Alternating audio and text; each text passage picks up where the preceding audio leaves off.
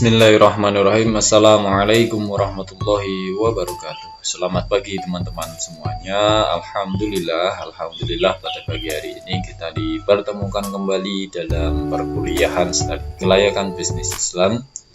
Yang sebelumnya kita sudah banyak membahas beberapa hal, dan hari ini kita sampai pada saatnya kita membicarakan tentang aspek ekonomi dan aspek sosial dalam studi kelayakan bisnis Islam. Nah, aspek ekonomi dan sosial seberapa pentingkah, seberapa urgentkah, dan bagaimana terkait tentang dampak-dampaknya bagi bisnis yang akan kita jalankan dan juga masyarakat maupun pemerintah. Nah, maka sebelum kita mulai perkuliahan pada pagi hari ini, mari kita membaca surat Al-Fatihah. Semoga dengan membaca surat Al-Fatihah kita diberikan kemudahan, kebermanfaatan ilmu dalam proses kita thalabul ilmi. Mari kita awali dengan membaca surat Al-Fatihah. A'udzubillahi minasyaitonirrajim. Bismillahirrahmanirrahim. Alhamdulillahirabbil alamin arrahmanir rahim maliki yaumiddin iyyaka na'budu wa iyyaka nasta'in ihdinas siratal mustaqim siratal ladzina an'amta 'alaihim ghairil maghdubi 'alaihim waladdallin rabbighfirli wa liwalidayya wa lil mu'minina amin. Baik teman-teman, terima kasih. Nah, langsung saja kita bahas tentang bagaimana sih aspek ekonomi dan aspek sosial dalam studi kelayakan bisnis Islam itu.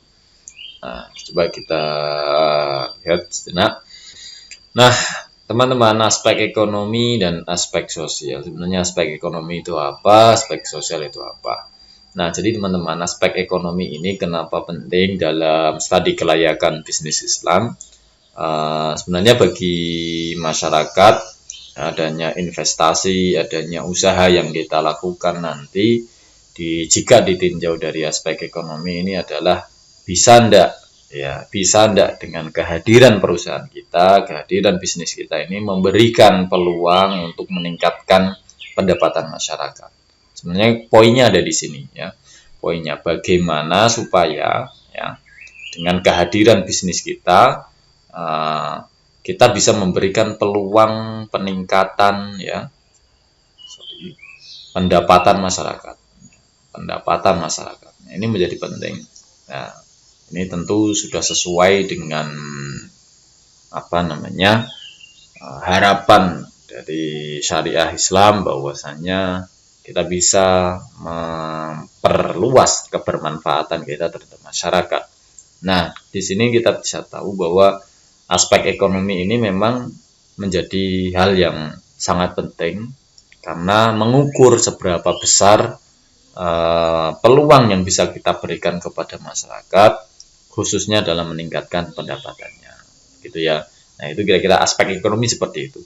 Nah, selanjutnya kalau di aspek sosial, nah beda lagi kalau dengan aspek ekonomi. Kalau aspek ekonomi itu bicara tentang pendapatan, tapi kalau aspek sosial ini sebenarnya adalah lebih dari sekedar pendapatan, tapi bagaimana supaya dengan kehadiran perusahaan kita ini sarana prasarana yang ada di lingkungan kita ya, misalnya jalan, transportasi, listrik dan lain-lainnya ini juga bisa hadir ya, memberikan manfaat kepada masyarakat ya.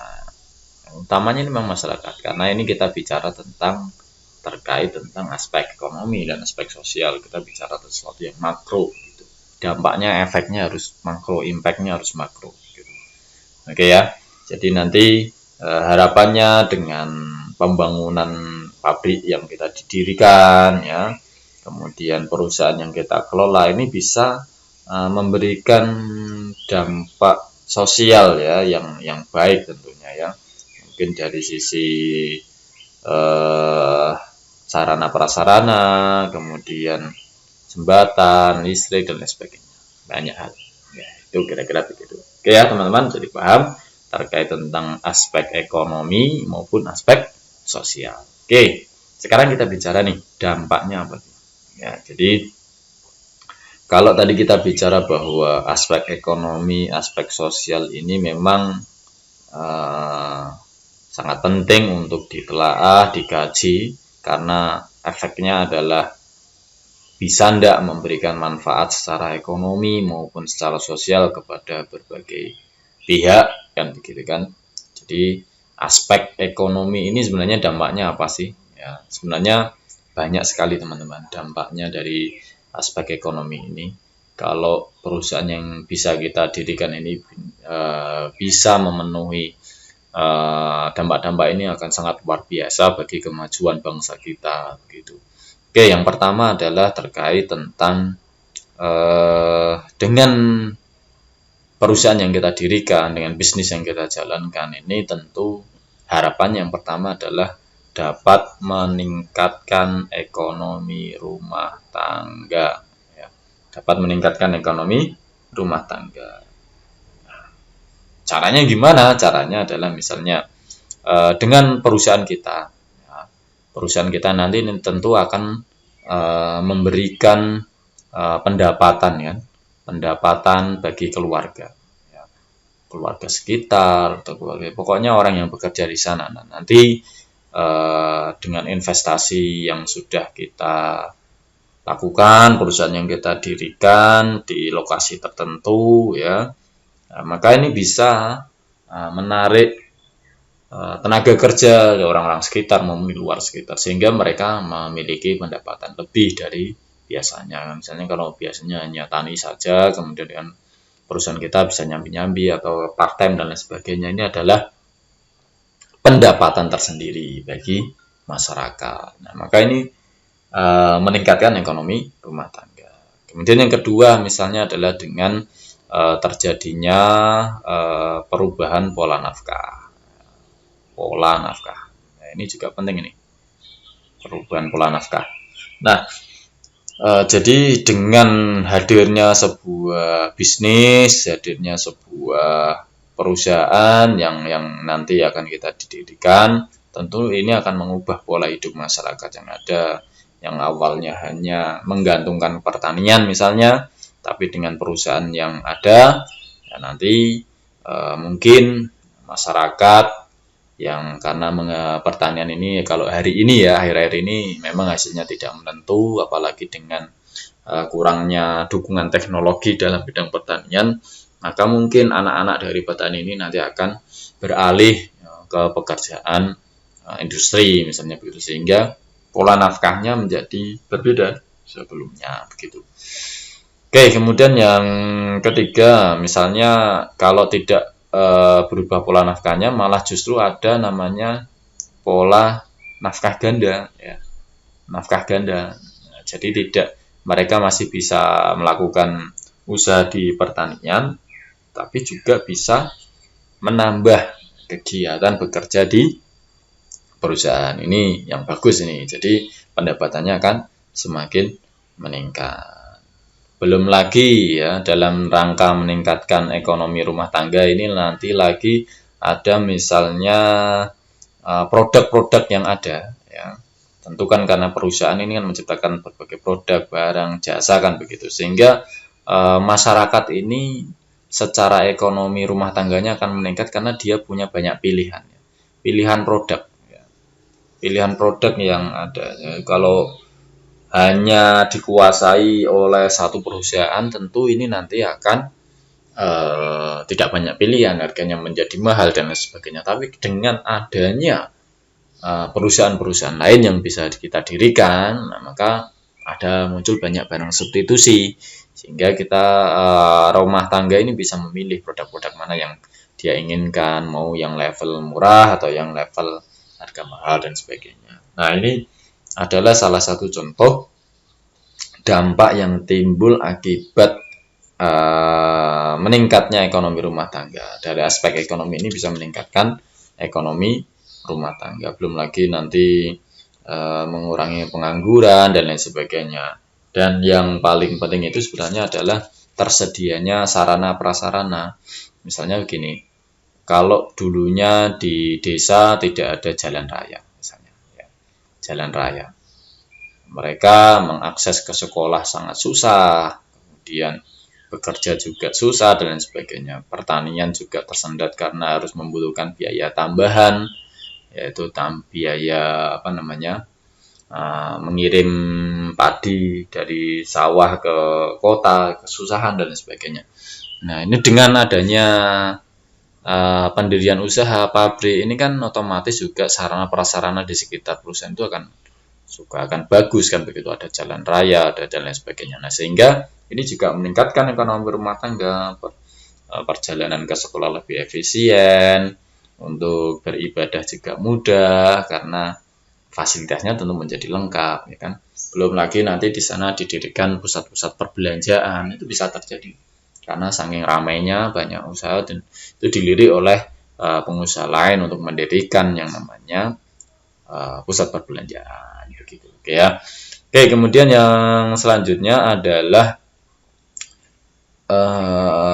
dampaknya lagi selain meningkatkan ekonomi rumah tangga adalah menggali, mengatur dan menggunakan ekonomi sumber daya alam. Ya, menggali, mengatur dan menggunakan ekonomi sumber daya alam. Gimana ini? Nah, jadi gini, dengan adanya perusahaan yang kita dirikan nanti, ya kan, ini bisa memanfaatkan ekonomi sumber daya alam yang ada melalui yang pertama misalnya adalah pemilikan atau penguasaan sumber daya alam yang teratur. Yang awalnya, mohon maaf, orang tidak banyak memperdulikan kepemilikan tanah, sekarang sudah mulai sadar menyertifikatkan tanahnya mereka. Nah, ini contohnya adalah seperti itu, mempunyai sertifikat hak milik misalnya. Nah, ini jadi lebih rapi ya, jadi lebih teratur karena adanya sebuah usaha. Kan mereka tentu khawatir kan dengan bisnis yang kita dirikan di sana, kemudian khawatir nanti tanahnya akan dicaplok oleh perusahaan dan lain sebagainya misalnya. Maka mereka lebih sadar untuk tertib secara administrasi dan sebagainya.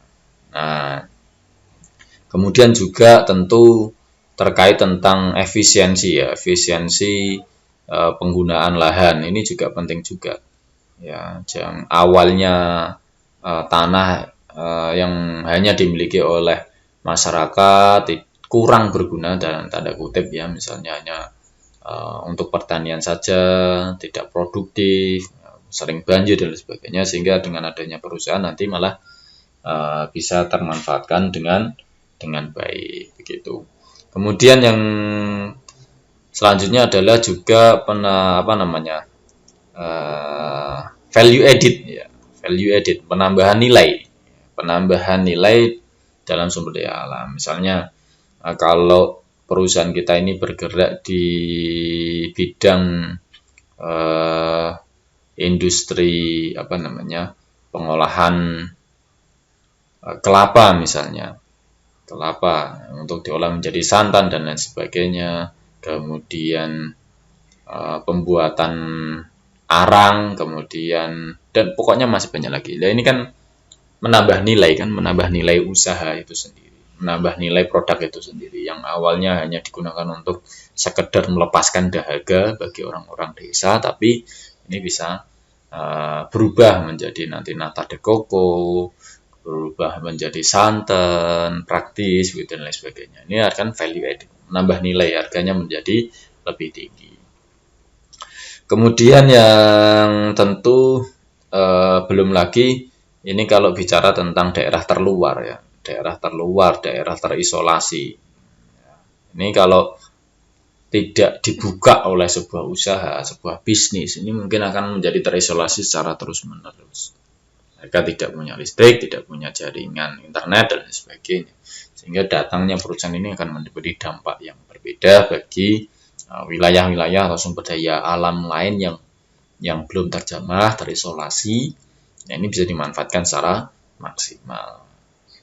Oke, kemudian yang ketiga adalah meningkatkan perekonomian pemerintah. Wah, ini ya, kalau bisa perusahaan yang kita dirikan ini bisa memberikan peluang kesempatan kerja bagi masyarakat, kira-kira bagi pemerintah gimana?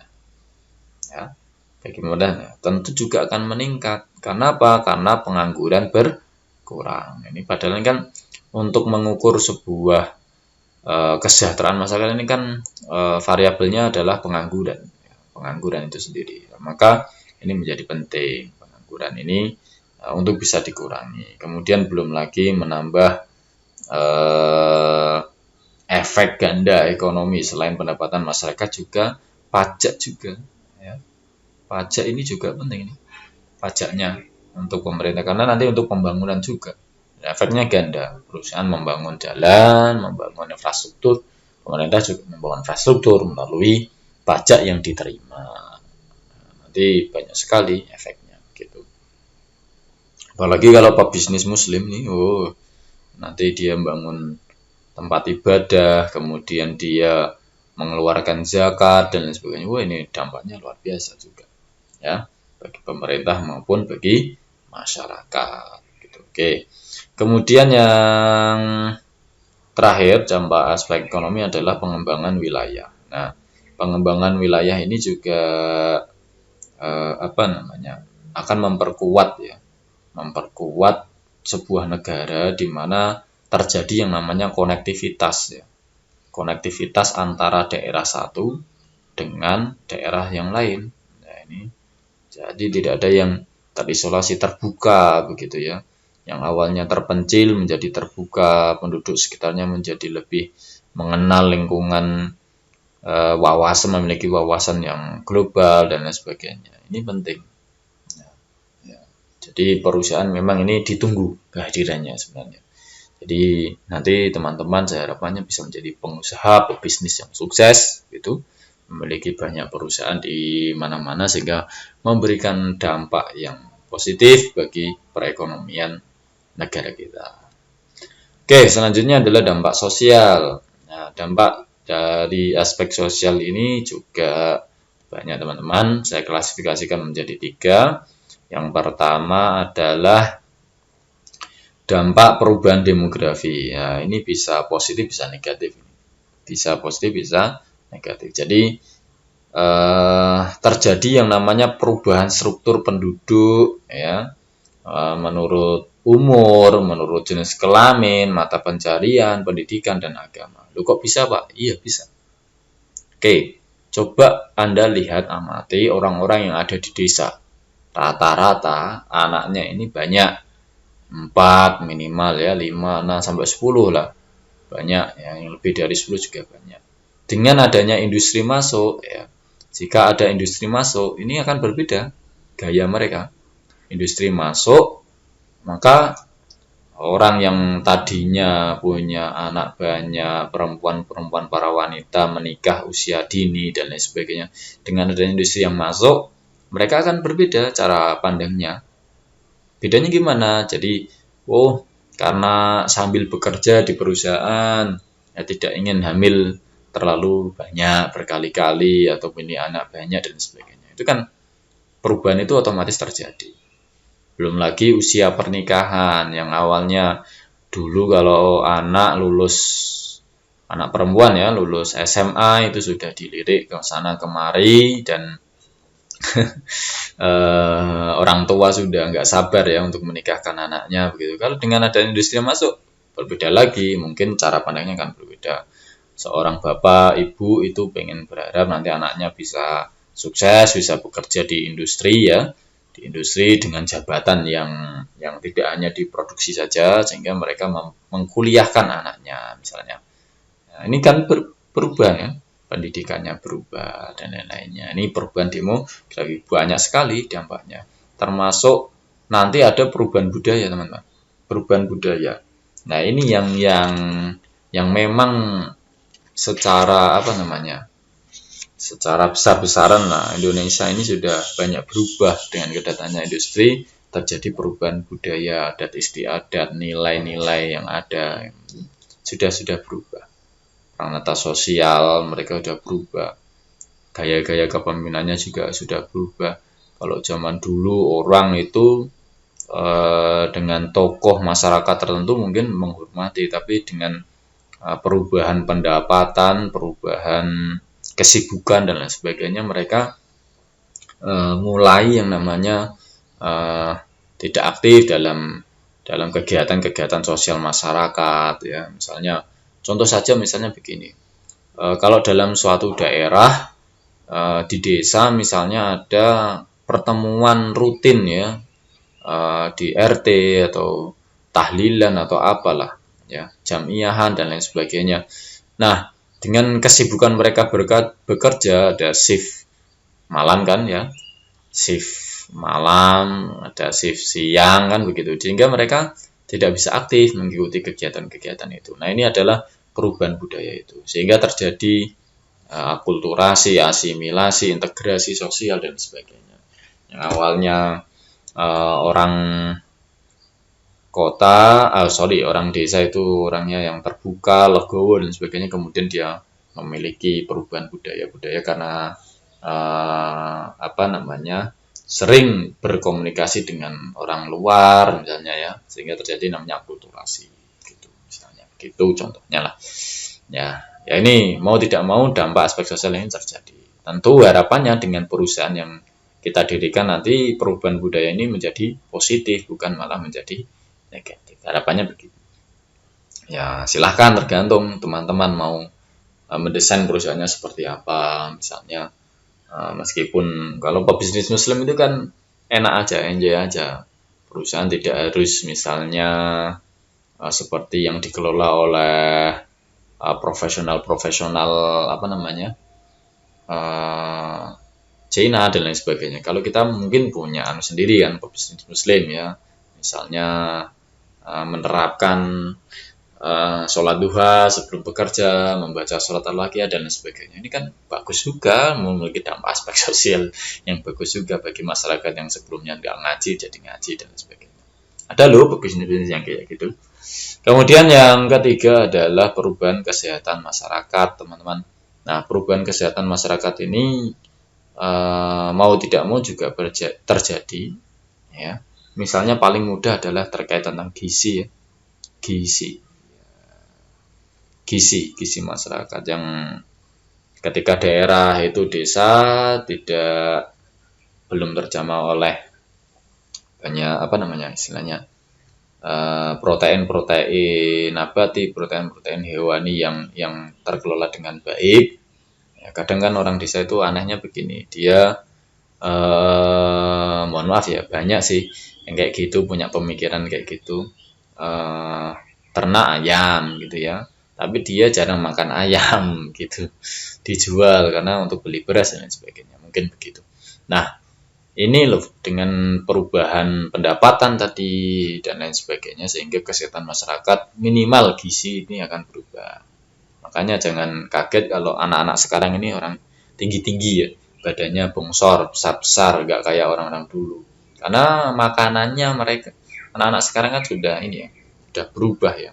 Hampir semuanya tercukupi, pengen telur ada tiap hari sampai bosan kan, ayam dan seterusnya, wah seperti itu.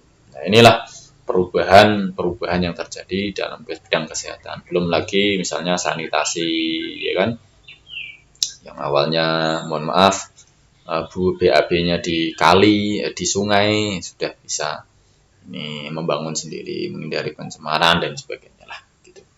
Ya, ini perubahan-perubahan yang terjadi, dampak yang terjadi di bidang aspek sosial. Tertarik teman-teman jadi pengusaha pebisnis ya, harus ya, karena bisa memberikan dampak luar biasa baik sisi ekonomi maupun aspek sosial. Belum lagi dengan peningkatan pendapatan nasional. Bangga nggak kalau kita bisa berkontribusi lah, minimal berkontribusi dalam pendapatan nasional. Ya harus bangga. Kenapa kok bisa seperti itu? Ya jadi pendekatan untuk menghitung pendapatan nasional itu ada beberapa hal ya. Nah, jadi ada beberapa hal. Kalau dalam aspek ekonomi ini, salah satu kelayakan usaha ini adalah dilihat dari kemampuan investasi ini, apakah bisa meningkatkan pendapatan nasional atau tidak. Nah, maka ada beberapa cara atau teknik untuk mengukur pendapatan nasional. Mungkin teman-teman di SMA juga sudah dapat materi ini, tapi tidak apa-apa. Jadi gini, pendekatan produksi ini adalah pendapatan nasional yang dihitung dengan cara menghitung nilai seluruh barang ya, dan jasa ini di suatu negara pada tahun tertentu. Jadi barang dan jasanya ini dihitung semuanya. Maka rumusnya seperti ini. Nah, ini bisa terlihat. Jadi rumusnya adalah Y sama dengan P1 kali Q1 ditambah P2 kali Q2 dan seterusnya, P3 kali Q3 dan seterusnya.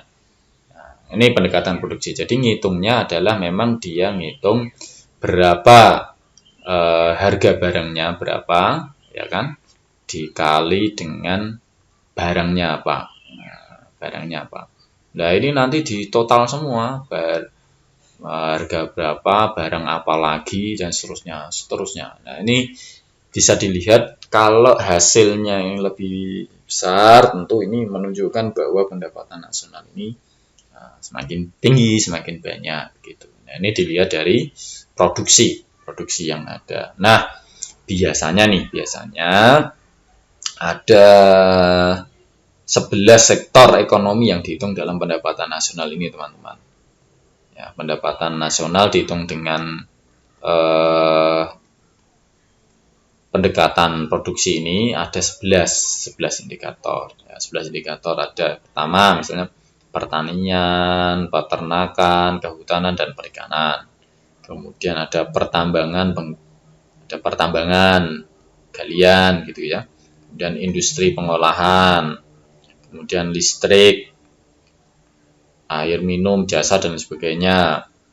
Bangunan, perdagangan hotel, ya, kemudian pengangkutan komunikasi, kemudian bank, lembaga keuangan, kemudian sewa rumah, ya, kemudian pemerintah dan pertahanan, dan jasa-jasa yang lain. Ada 11 untuk menghitung pendapatan nasional berdasarkan pendekatan produksi. Nanti ada cara ngitungnya begitu, ya. Nanti teman-teman bisa buka lagi buku SM-nya lagi ya, kan mengingatkan. Nah, kemudian yang kedua ada namanya pendekatan. Pendekatannya ini adalah pendekatan pengeluaran. Jadi pendapatan nasional dihitung dengan pendekatan pengeluaran. Caranya gimana? Caranya menghitungnya adalah memakai rumus ini. Nah, ini pengeluaran. Jadi pendapatan nasional itu sama dengan pendapatan dari upah atau gaji. Ini maksudnya upah gaji warga negara Indonesia baik dalam negeri maupun di luar negeri kan ya, dihitung semuanya nanti.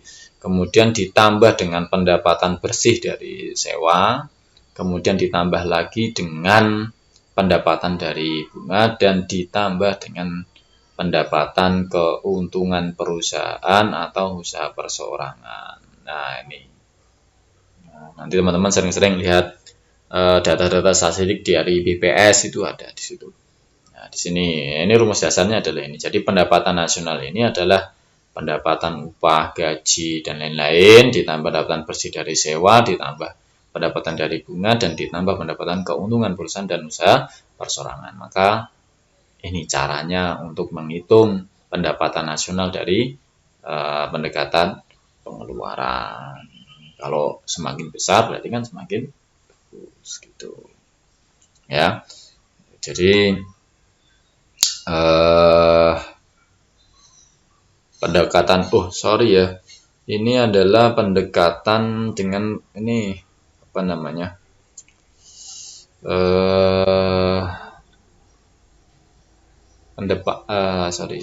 bentar, saya lupa ya.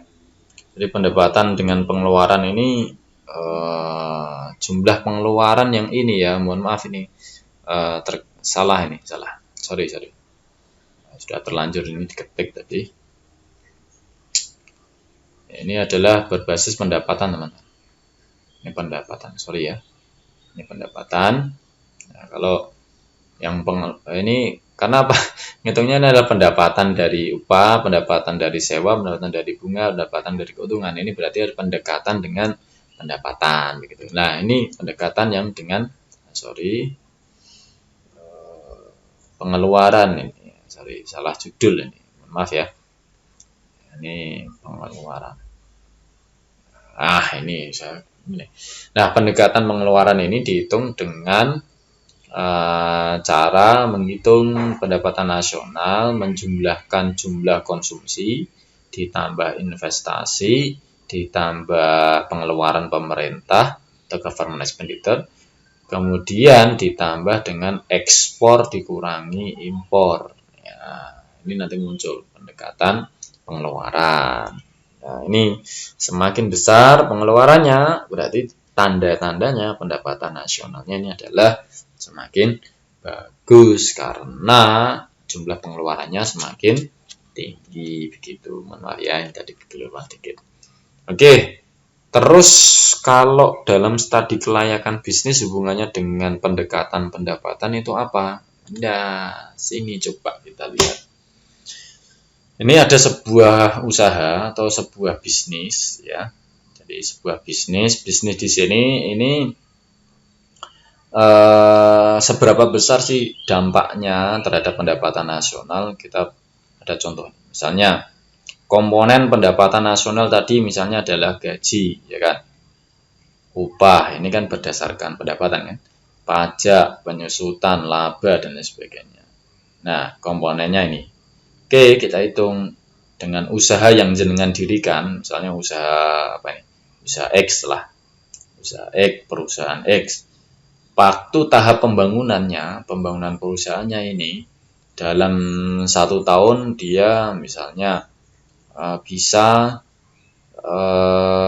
ini misalnya dalam juta, misalnya berarti 2.351 juta, 940 juta untuk pengeluaran gaji, untuk perusahaan upah, ya kan, dalam pembangunan perusahaan. Kemudian penyusutannya 1.145 misalnya begitu. Nah, total pendapatan nasional berapa ini? 4.437 misalnya begitu. Ini misalnya dalam miliar ya. Dalam juta. Nah, ada 4 miliar ini. Kemudian di tahap produksi ya. Ketika perusahaan sudah beroperasi, direncanakan mungkin gajinya akan sebesar ini. 3.406 juta. Kemudian upahnya 12.420 juta. Dan pajaknya bisa memberikan pajak 13.200 juta.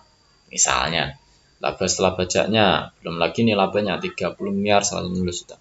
Maka totalnya adalah 61.653 juta. Bisnis yang dari tahap pembangunan ke tahap produksi bisa meningkat luar biasa ini, berapa ratus persen ini. Ya ini kira-kira dengan melihat seperti ini, layak nggak usaha itu dijalankan? Pasti layak, ya kan? Karena bisa berkontribusi, memberikan gaji, upah, pajak, dan sebagainya sebesar ini. Ya, maka perusahaan yang seperti ini layak untuk dilanjutkan. Begitu. Contoh lagi misalnya,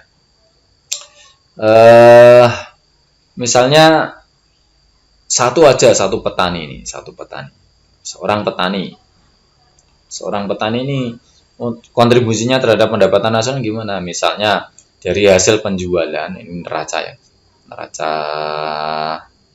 laba rugi apa namanya, pendapatan nasional seorang petani lah kira-kira begitu. Nah, dia dari hasil penjualan pertanian beras dan jagungnya ini misalnya dalam juta, dalam rupiah. Ini misalnya hasil penjualannya ini adalah 1.000 rupiah. Rinciannya, jadi penghasilan dari hasil jualnya ini, rinciannya adalah upah dia bisa mengeluarkan 800 rupiah, sewa dia bisa mengeluarkan 100 rupiah, bunga dia bisa memberikan 20 rupiah, keuntungan 75 rupiah.